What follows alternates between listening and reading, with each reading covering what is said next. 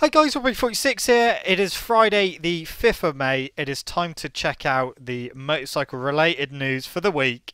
And we're going to start off with this interesting looking machine, which is dubbed the 9T Cafe Tracker. It's built by Roland Sands Designs, and they built it for a friend of theirs. It did start life off out as a BMW R9T.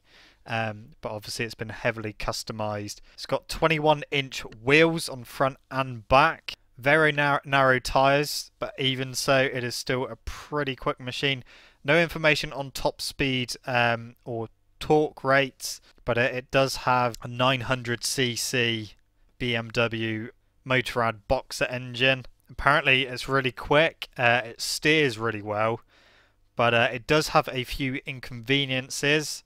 That being, it doesn't have any lights, it has no bike stand, it's not actually road legal, and it has no front brake either, just to top things off. So it's all well and good having a pretty quick bike, but with no means of stopping, it's that's gonna be shit scary. So if you enjoy shitting yourself, this is the bike for you. Obviously it's still pretty much a concept, so they will obviously eventually put a front brake in. I hope so, because I would not want to ride a bike with no front brake.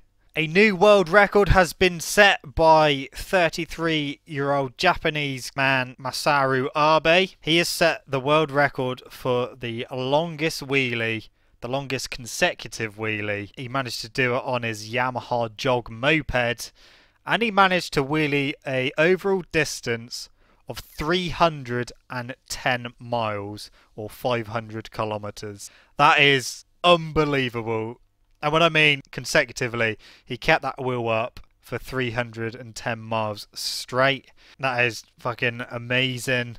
Obviously, fueling did come into it, but he did have a special quick release on his bike, and had someone ride alongside him and hand him a specially made refueling unit so that he could continue wheeling whilst fueling back up. But that's what you call dedication, guys, and I mean, that's just amazing. The previous record was 205 miles or 330 kilometers as a consecutive wheelie, but just imagine to get into 204 miles and then sneezing or something like that, and then dropping the front end and then having to start all over again. Or just getting halfway and then realising you need the toilet. But anyway, that is a fantastic world record, and I think that is going to stand for quite some time now.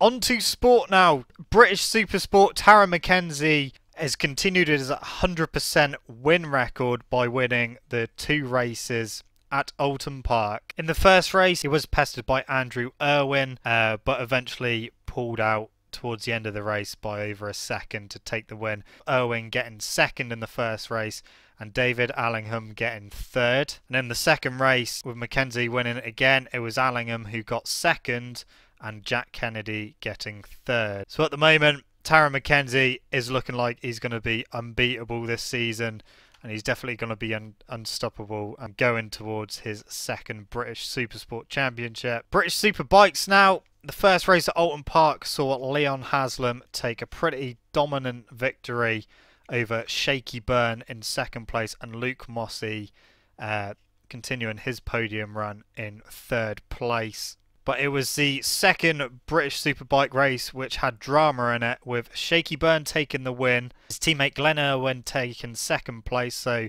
BYZ Ducati 1-2, and Jason O'Halloran on the brand new Honda Fireblade taking third place. But there was drama with James Ellison and Leon Haslam towards the end of the race. Ellison was in second place at the time, with Leon Haslam just behind him. Haslam made a few overtaken manoeuvres, but unfortunately couldn't make it stick, and Ellison came back past. Then unfortunately, going onto the straight, Leon Haslam was slipstreaming Ellison and went to go right to get past him, but as he went to do that, Ellison's bike cut out, so he moved over to the right to get out of Haslam's way. Unfortunately, that's the same way Haslam went, and Haslam went straight into the back of Ellison at high speed, and had a monumental crash. Luckily, Haslam did get away with just a few bruises and a very, very lucky escape. Ellison was fine as well.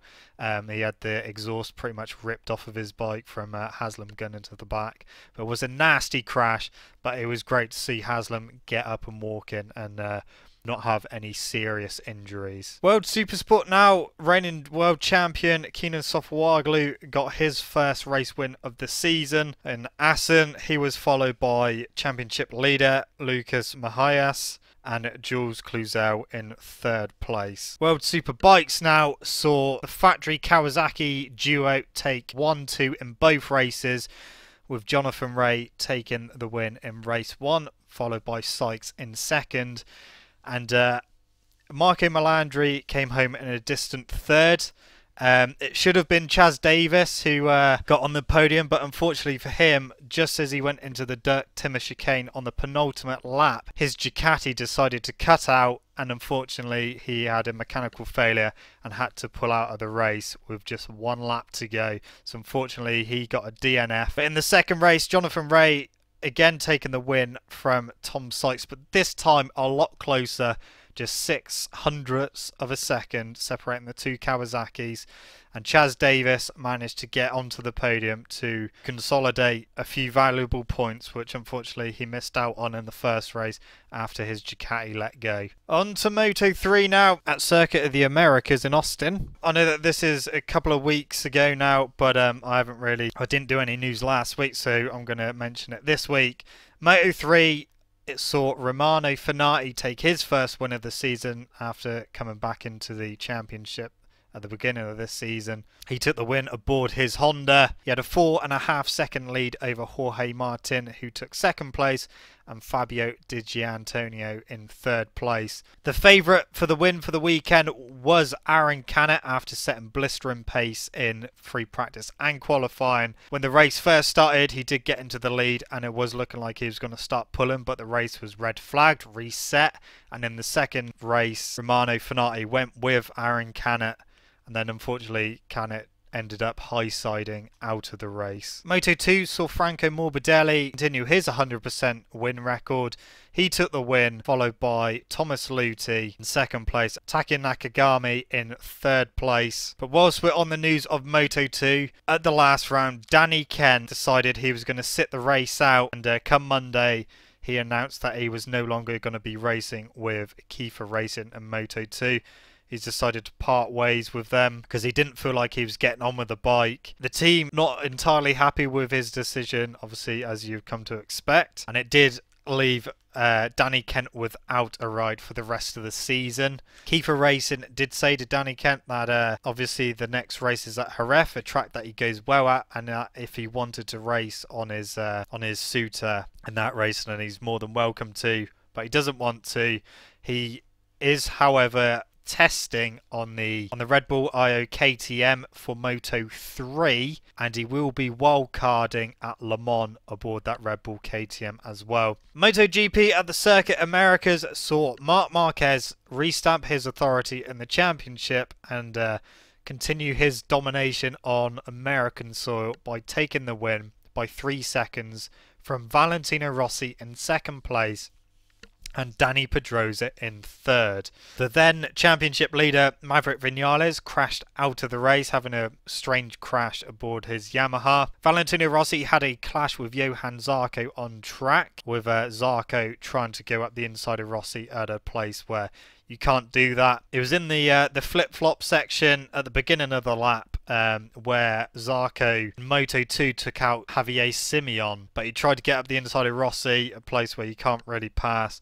Obviously they collided, which caused Rossi to sit up, otherwise they would have both crashed, and he did have to go across one of the corners. He did then get a bit of a bullshit penalty, a 0.3 of a second penalty for gaining an advantage, even though he didn't actually gain a position. I don't think the penalty was necessary. I mean, he got a little bit closer to Marquez, I guess. He didn't get past Marquez.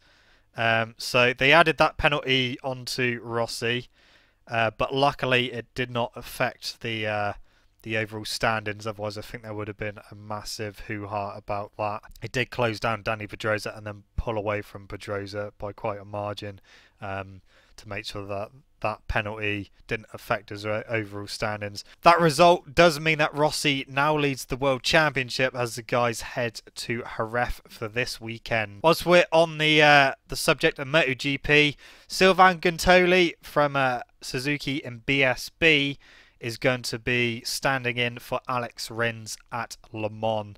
So Sylvain Guintoli back in the MotoGP paddock in Le Mans, obviously with Rins being injured. Anyway guys, that is it for the news and that is it from me. Thank you so much for watching. Don't forget to leave this video a like if you enjoyed it. Subscribe to my channel for more content. I shall see you guys in the next video. See you!